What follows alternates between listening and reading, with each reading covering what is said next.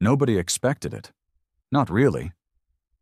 Sure, a few scientists saw strange readings, radio bursts from deep space, satellite flickers, but the governments brushed it off.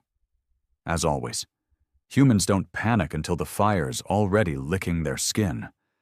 And by the time we realized this wasn't just noise from a distant galaxy, the sky had already begun to burn.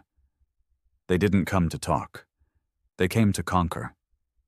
I was under a busted truck when it started.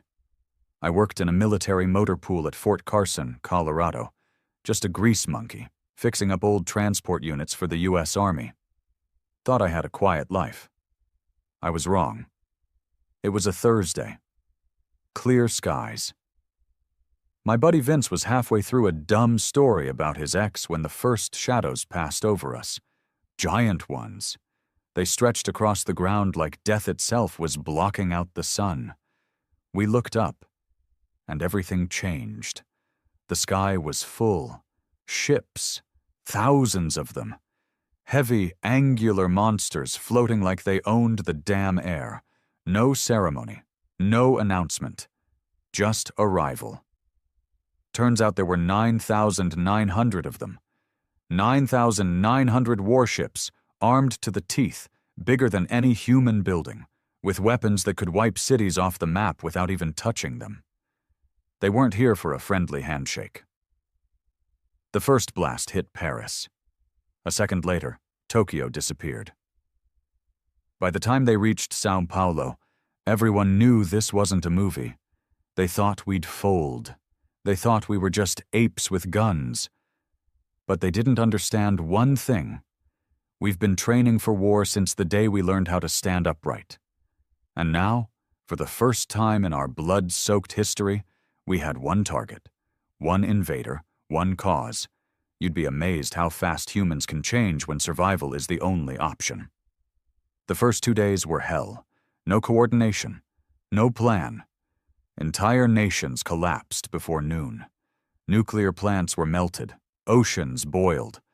I saw satellite footage of London going dark, just gone. Then something strange happened. We fought back, not just armies, everybody. Farmers in Kansas were building shoulder launchers out of tractor parts. Prisoners were released to fight. Gangs and militias joined hands with old enemies. Tech nerds reprogrammed traffic systems to cause pileups that trapped enemy ground crawlers. I saw a grandmother in Detroit stab an Aurelian scout with a kitchen knife and steal its communicator. You know what happens when you corner a species that spent most of its existence killing itself over land and religion? It turns on you together. I wasn't a soldier, not at first. But I picked up a gun on day 3. I watched my CO vaporized in front of me and took his rifle before his body even hit the dirt. We built trenches outside of Denver using school buses and concrete debris. I learned how to shoot from a blind vet who'd served in Nam. He could smell the alien bastards before we saw them. The aliens called themselves the Aurelians. Arrogant bugs with shiny armor and zero respect for life. Claimed they'd liberated over 40 species from primal chaos. Earth was just their next project. Except this project bit back. Day 6. We shot down our first mothership, took 50 drones and the lives of 200 fighters, but we brought that monster to the ground. People danced on its corpse, took selfies with it. Day 10. We hijacked their tech, turned one of their own ships against them. They never expected that. Week 2. Half their fleet was gone. The other half was in retreat, but we weren't giving them space, not anymore. We poisoned lakes just so they couldn't harvest water, wired entire suburbs with traps, strapped bombs to rats and let them loose in enemy camps. We didn't fight clean. We didn't fight honorable. We fought like humans, dirty, angry, and relentless. Out of 9,900 ships, only 17 made it out. They limped into orbit, engines smoking, full of holes, and they ran. But here's the thing. We weren't finished. They thought we'd be grateful they left, that we'd count our dead, bury our pride, and move on. But that's not how this works. You don't drop a match in someone's home, walk out halfway through the fire, and expect them to smile. We weren't going to let it end like that. I joined what they started calling the burn teams. Technically, it was a multinational task force of ground assault soldiers and rogue engineers, but we didn't wait around for orders. We hunted down every crash site, every Aurelian outpost left behind, every signal we could trace. We burned them. That's why we got the name. It wasn't about revenge, not for most of us. It was about making sure they never came back. Ever. Earth might have been a backwater to them, but to us, it was the only home we had left. And it was personal now. I'd seen kids with radiation burns, cities smoldering with the smell of melted steel and bodies. My mom's neighborhood was reduced to a hole in the earth, and the only thing we found in the rubble was her wedding ring. So, no, we didn't forgive. We didn't forget. We followed. The 17 ships had gone dark after leaving orbit. Some theorized they were headed back to the main Aurelian command, somewhere in the Trian expanse, light years away. But we had something they didn't expect. One of their own communication cores, pulled from a downed cruiser outside Moscow, and a hacker named Juno, who used to run cyber heists out of Tokyo before the world fell apart. She cracked their language in a week. By the end of that month, we knew where they were headed. Now here's where it gets wild. We didn't have ships, not ones that could cross light years. NASA was gone. SpaceX was rubble. But we had pieces. Alien tech, reverse-engineered circuits, fusion cores from their wreckage. And we had people smart enough and desperate enough to stitch them together. In the ruins of a Texas military base, we built our first starfighter. Ugly as hell, held together with welded rebar and duct tape in some places. But it flew, and it could carry a bomb the size of a van. The Aurelian survivors hadn't even reached their main fleet yet when we sent that first ship out. One of our best, Sergeant Collier, piloted it. Ex-Marine, lost his whole family in Chicago. He took a deep breath, lit a cigar, and flew straight into their convoy. 3 of their warships clustered around a fuel depot floating in the dead dark between galaxies. We lost signal after he breached their shields. 10 minutes later, the feed lit up with a flash so bright it blinded one of our comtechs. 3 warships. Gone. That was the moment Earth officially took the war to them. We called it the Retaliation Campaign. Our scavenger fleet started growing. We found old orbital platforms, even dragged up deep-sea subs and retrofitted them for low-grav vacuum. Soldiers became pilots, civilians became command crews, and I, just a grease monkey-turned-fighter, got assigned to the Havoc Spear, a retrofitted alien corvette armed with Earth-made explosives and 6 unshaven maniacs who smelled like burnt coffee and blood. We were going after their command beacon, a relay station deep in their territory, feeding data across their empire. If we could blow it up, they'd go blind, cut off, disorganized. The briefing was simple. Get in, plant the core, and get out. Or don't get out. Just make sure it explodes. We launched in silence. No medals, no press, just the sound of engines coughing to life, and the quiet voice of my squad leader, Reyes, saying, "Let's make 'em remember Earth wasn't a mistake." I still didn't know what kind of soldier I was. I wasn't trained for deep space combat. I wasn't made for zero-G infiltration. But I knew how to fight, and that was more than enough. We came out of slipspace like a knife through meat, fast, sharp, and with absolutely no grace. The Havoc Spear shuddered, metal groaning under the stress of re-entry into real space. We weren't built for elegance. We were built for one thing: destruction. And right now, we were staring down a structure the size of Manhattan floating in the middle of a crimson nebula. That was the Aurelian command beacon, our target. It was uglier than I'd imagined. Nothing sleek or alien beautiful. Just a tangled mess of towers, dishes, and black spines rotating in slow, deliberate patterns. Thousands of little lights blinked across its hull, each one a crew member, each one someone we were about to make very dead. "Looks like a goddamn space termite nest," said Reyes, adjusting the straps on his chest rig. "Smells like one too," grunted Mace, our demolitions guy, always chewing gum, even in vacuum gear. No idea where he found it anymore. Juno's voice crackled over the comms. "Beacon is emitting on 8 channels. They've got a pulse net spread across half a system. We take it out, they lose tracking, navigation, and long-range comms. It's like stabbing a brain in the dark." "Then let's make it bleed," Reyes said, slamming his visor down. We hit the thrusters and dropped fast. The Aurelian patrol drones didn't see us coming. They were used to smooth stealth ships, not a patchwork death sled duct-taped together by angry humans. We looked like junk, but junk with teeth.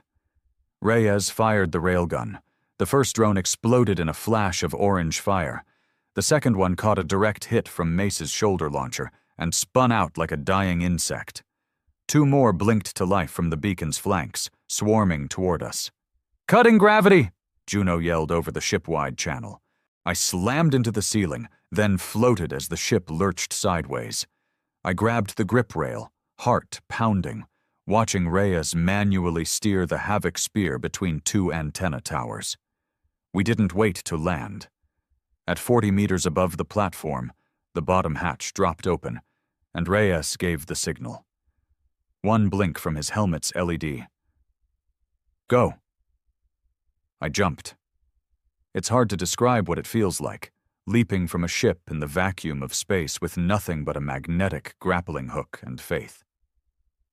The stars spun, the beacon's surface rushed toward me, and for a second I swore I saw my reflection in the curve of one of their sensor domes. Then, clang.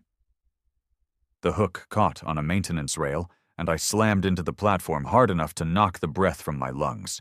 Mace landed next to me, swearing through his helmet. "Next time we ask for a parachute."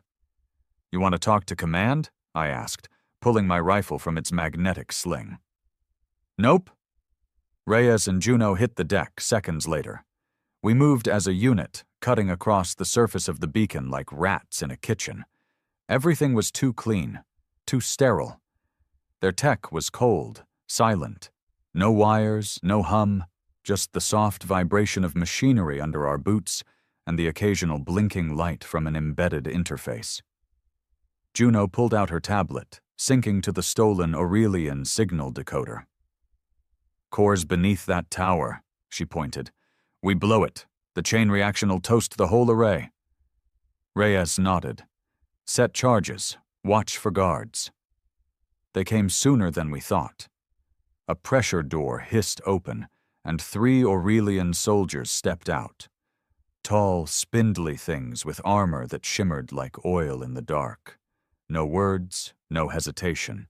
They raised their weapons in perfect sync. But we were faster. I dropped to one knee and squeezed off a shot. My bullet tore through the lead Aurelian's skull with a wet crack. Mace lobbed a short-range EMP grenade that knocked the others into a twitching spasm. Reyes didn't waste the moment.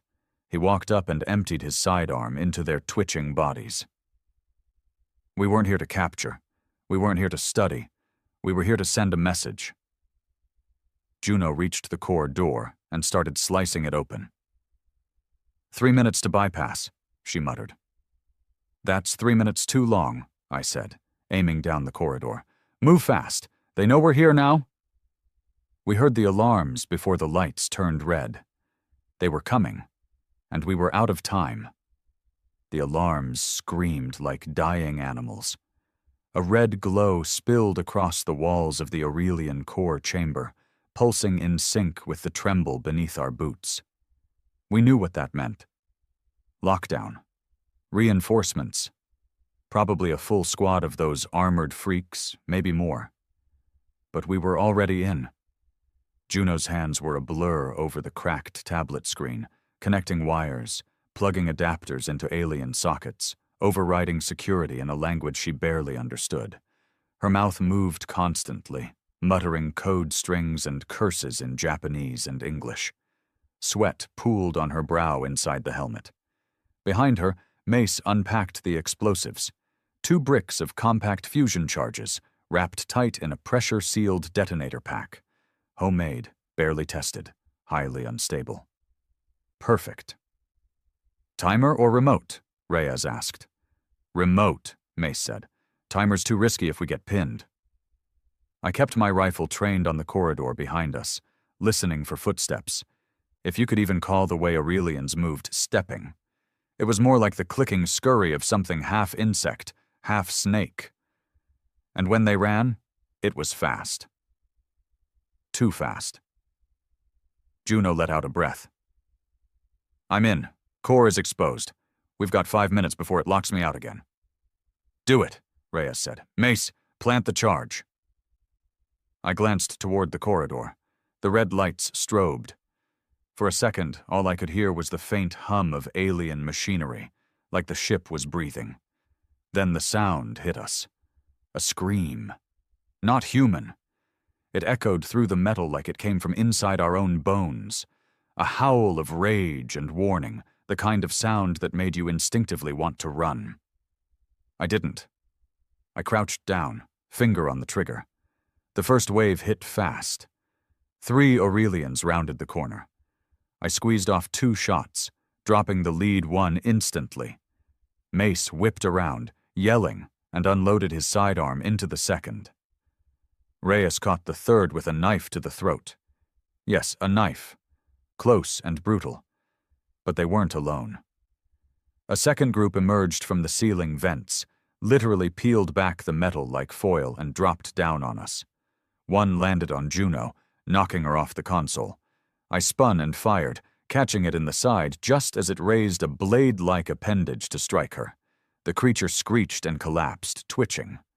Juno scrambled back to her feet. We don't have time for this. Mace slapped the explosive charge onto the core, pressing the primer. Ready to blow. Then fall back, Reyes shouted. Back to the launch point. We moved fast, covering each other as we pushed through the corridor. More Aurelians poured in from every angle, walls, ceilings, hidden hatches, like they were part of the ship itself. They didn't hesitate, didn't scream in pain, just attacked over and over. I shot one in the chest, then cracked the stock of my rifle across another's head. Juno tossed a flash grenade behind us, and the hallway lit up like a sun had gone off inside the ship. We ran through the chaos, lungs burning, feet slamming against cold metal. 2 turns left, 1 hallway, then open vacuum. We could see the Havoc spear now, hovering just above the platform outside, hatches wide, engines humming with readiness. She looked like salvation, like home. We were almost there when Reyes took a hit. A plasma bolt slammed into his back, sending him crashing into the wall. He grunted, staggered, and dropped to one knee. Go, he barked. Keep moving. I turned back. Not without you. Another shot flew past my head, and Juno screamed, They're closing the hatch. We've got seconds. Reyes pulled himself up, hand bracing on the wall. Blood trickled from his mouth. You ever disobey a direct order, Briggs? I hesitated. Then I grabbed his arm and pulled. Yeah, I said. First time for everything. Mace laid down suppressing fire as we dragged Reyes toward the ship. Juno climbed in first, slamming the controls to keep the ramp open. We stumbled inside just as the Aurelian soldiers rounded the final corner. They opened fire. The Havoc spear took a hit, shields flaring. Sparks flew across the console. Juno was already triggering launch as Mace smashed the remote detonator. I saw it, out the back window. A bright white light pulsed from inside the beacon. Then the core ruptured. The explosion spread like a shockwave through the nebula, ripping metal apart in slow-motion silence. The beacon was gone. And for the first time since the invasion began, the Aurelians were truly blind. Space looked different after that explosion. There was no sound, not in the vacuum, but I could feel the force of it in my chest. Through the metal walls of the Havoc spear, through the floor, even through the air, I was breathing. The Aurelian beacon, the brain of their communications across this sector, was nothing but twisted wreckage now, drifting through a scarlet nebula like a ghost. For a moment, no one said anything. Reyes was bleeding. Bad. The medpack Juno slapped on his back stopped the worst of it, but he was pale, sweating hard. Mace looked back at the viewport, chewing gum like it was his last meal. "Well," he muttered, "that's one way to ring their doorbell." I sat down against the wall and pulled off my helmet. My lungs burned. My hands were shaking, but I didn't let anyone see that. We should have turned back. That was the plan. Hit the beacon, disable the Aurelian net, and return to Earth. Let the others know the path was open for retaliation. But plans are for people who haven't lost everything. Reyes coughed and looked at me. "We're not done." "Damn right we're not," I said. Back at the hidden Earth base, somewhere in the mountains of Greenland, our last recon intercepts showed movement near a system called Gravis Sigma. Not just ships, factories, massive orbiting forges, building more of those monstrous cruisers that had turned half the planet into ash. We figured it out fast. The beacon wasn't just command. It was the early warning system for Gravis Sigma. And now that it was gone, they were exposed. Juno brought up the map. "If we push now, we reach Sigma in 4 jumps. No interference, no communications. We hit their foundry before they even know what happened." Reyes looked up, his face white, but his eyes sharp. "This ship won't make it back to Earth. The core's cracked. We're leaking radiation through Deck 2, but it'll make it to Sigma." Mace stopped chewing. "You serious?" "We go now," Reyes rasped, "or they rebuild. Then next time it's not 9,900 ships, it's 90,000. I didn't hesitate. "We finish it." And just like that, the mission changed. We dumped everything that wasn't essential. Cots, gear, backup systems. Made room for more weapons, more charges. If this was going to be a one-way trip, we were making it count. On the second jump, Mace passed me a flask. "Used to be whiskey," he said. "Now it's filtered coolant, still burns though." I took a sip. It did, but it kept me awake. Each jump pulled us deeper into enemy territory. The space around Gravis Sigma looked like a graveyard.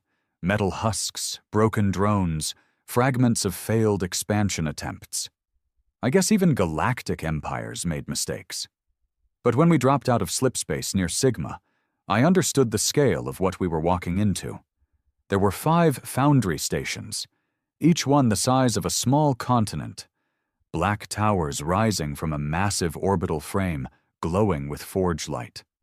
Swarms of smaller ships buzzed between them like worker bees. Hundreds, maybe thousands. "Jesus," Mace whispered. Juno was already scanning. "That's not just shipbuilding. They're making something else down there, something big. These power signatures are off the charts." "Maybe we don't need to know," I muttered. "Maybe we just blow it up." The truth was, I was scared. Not of dying. I'd made peace with that 2 jumps ago. But I was scared we were too late. That no matter how much we burned, the Aurelians would always build more. But Reyes said something then. Something that stuck. "They thought we'd break. They thought they could erase us. What we do next tells them, humans don't break. We burn everything behind us." That was it. No speeches. No national anthems. Just a half-dead commander, a rogue hacker, a demolition freak, and a mechanic with a rifle, riding a broken ship straight into the belly of a galactic forge. And for the first time since this war began, I knew something in my bones. We weren't just fighting back. We were making history.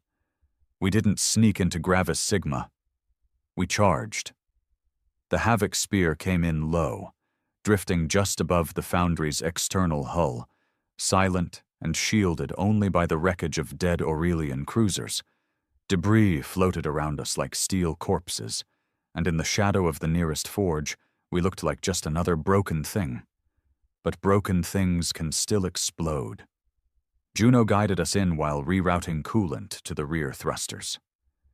Mace prepped the warheads, 2 barrels filled with fusion explosives and a concoction of chemical nasties from Earth's old black projects. Not safe, not stable, but deadly. Reyes sat in the command seat, pale as bone, wrapped in gauze, still giving orders like he had a year left in him. He didn't, but he wasn't slowing down either. "Once we're in, there's no turning back," he said. "We plant the charges on the central heat core. Blow it, and the whole structure should collapse in on itself. It'll take out half the station." "And the rest?" I asked. "We improvise." We all knew what that meant. Gravis Sigma wasn't just one station. It was 5. Massive foundries chained together by magnetic tethers and transport rails, each one building a piece of something far bigger than a battleship. We didn't have a name for it, but its skeleton was already visible from orbit. A colossal ring structure being assembled in space, 5 times the size of anything we'd ever seen.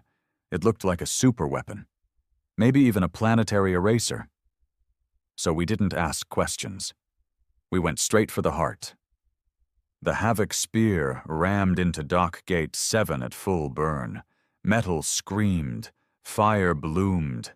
The airlock buckled inward, then cracked. We breached and jumped. No finesse, just boots hitting metal and guns up.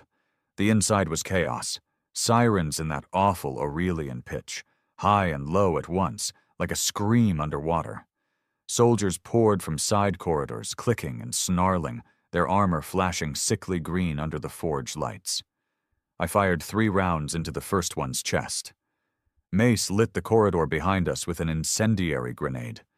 Reyes moved like death, a pistol in each hand, carving through bodies like he was already a ghost. Juno shouted, "North lift!" "That's our access to the core!" We ran. Took us 5 minutes to fight through a hallway that should have taken 30 seconds. They were everywhere. Not just warriors, but engineers, too, clawing at us with tools, trying to stop us. Desperate, afraid. They knew what was coming.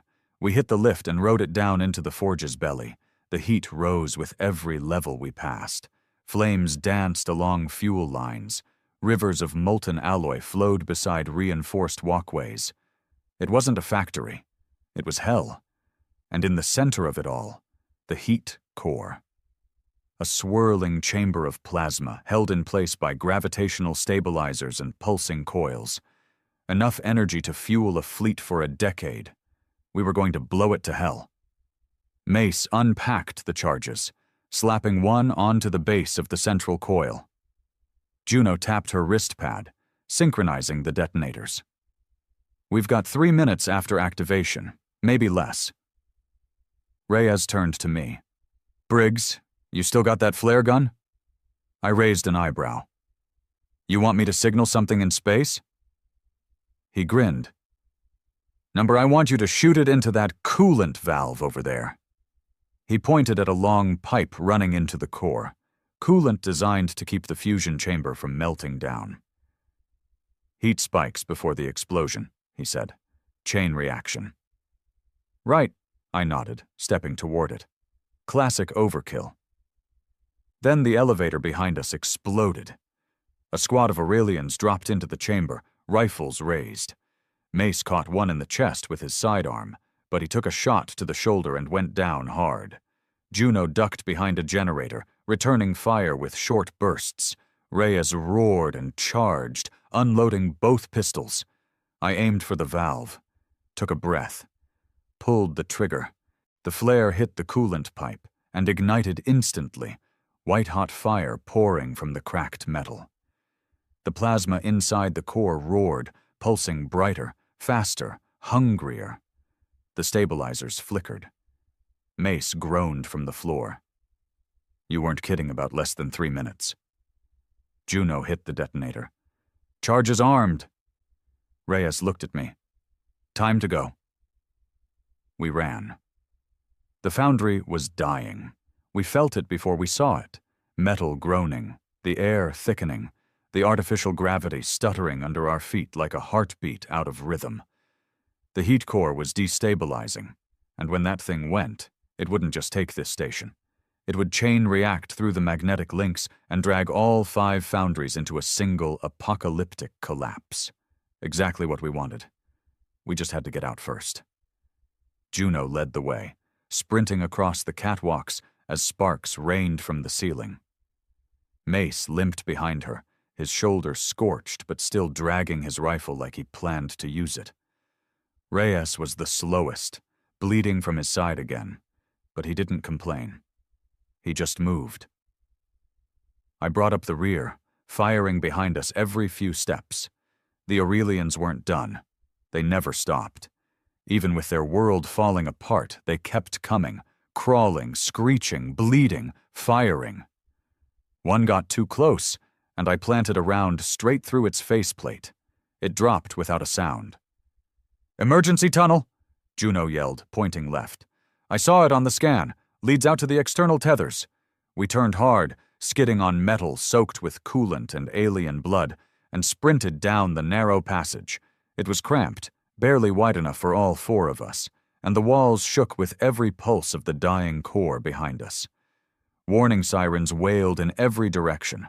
When we reached the outer ring, the view nearly stopped me in my tracks. The entire foundry complex was tearing itself apart.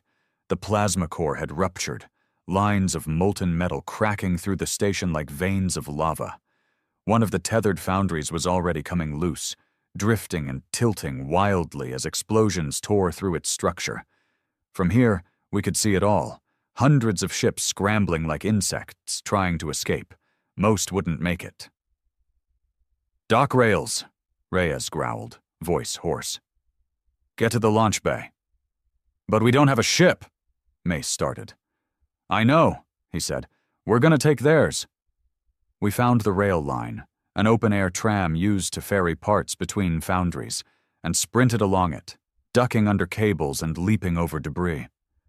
The rail shuddered beneath us, cracking with each quake from the collapsing structure.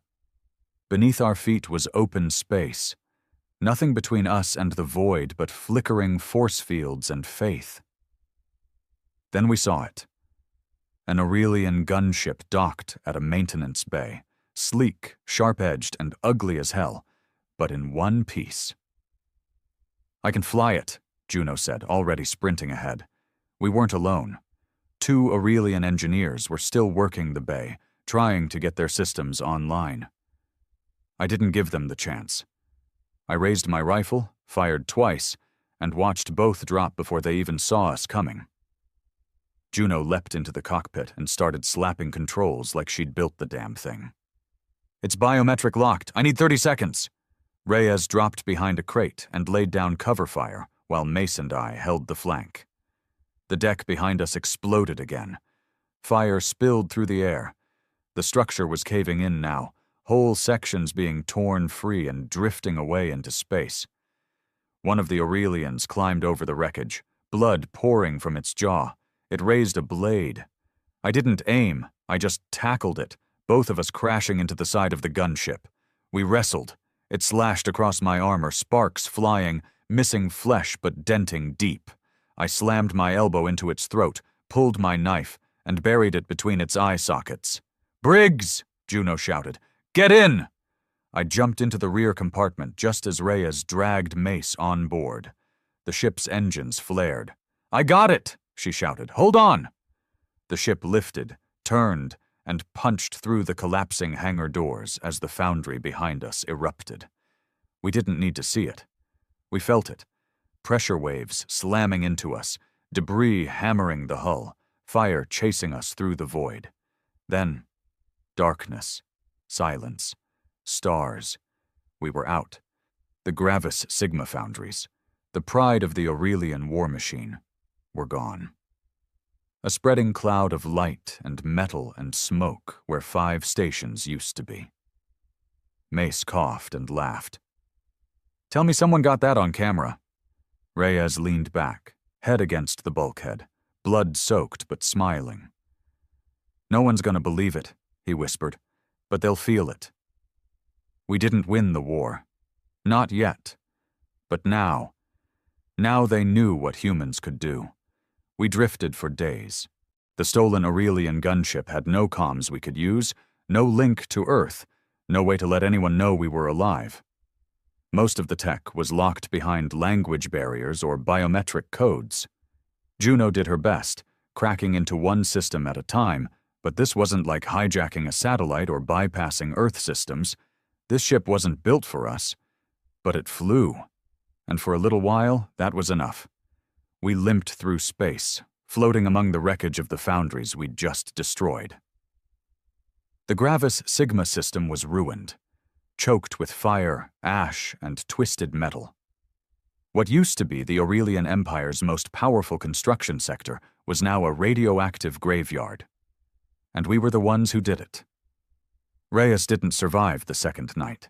His wounds were too deep. We all knew he was running on borrowed time ever since the beacon strike, but he never said a word about it. Not once. He just gave orders, cracked jokes, and held us together like a spine holds up a broken body. He died in his sleep, sitting up in the command chair, looking out at the stars. We buried him in space. Juno wrapped him in a thermal blanket, and we pushed him gently from the airlock with our hands over our hearts. No words, no ceremony, just silence, and the cold black of the void swallowing up a man who never backed down. Mace didn't say anything for a full day after that, just stared out the viewport and chewed what might have been his last stick of gum. I didn't bother him. We all grieve in our own way. I kept myself busy repairing the comms array, or at least pretending to. Truth was, I didn't know if anyone was still out there to call. But on the 5th day, something answered. It wasn't Earth, it was them. A message. No video, just a transmission pinging on loop in broken human speech. "You attacked our world. You are fire. You are not allowed." It repeated twice. Then silence.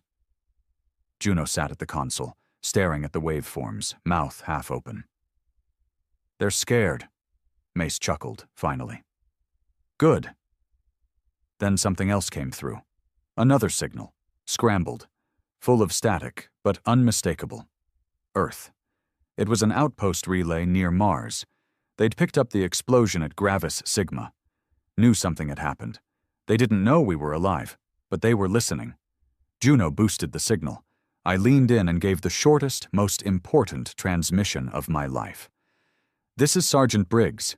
Gravis Sigma is gone. Repeat, gone. 4 survivors, 1 KIA, returning with captured ship. Tell Earth.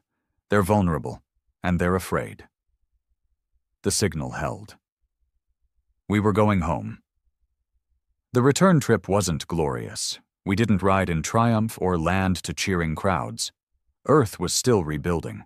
The sky over New York still had black streaks from the orbital bombardments. London was gone. Beijing, underwater. The scars were everywhere. But the moment our ship touched down in Alaska Base 7, something changed. People ran toward us, not with guns, with hope. A tech grabbed me before I even unstrapped my harness. "You blew up Sigma?" "Yes." "With 4 people?" "3, I said quietly. One didn't make it. They didn't have medals to give us. They didn't even have proper beds. But they gave us food, bandaged our wounds, and for the first time since this war began, Earth broadcast a message back into the stars. We are not prey. We are not your experiment.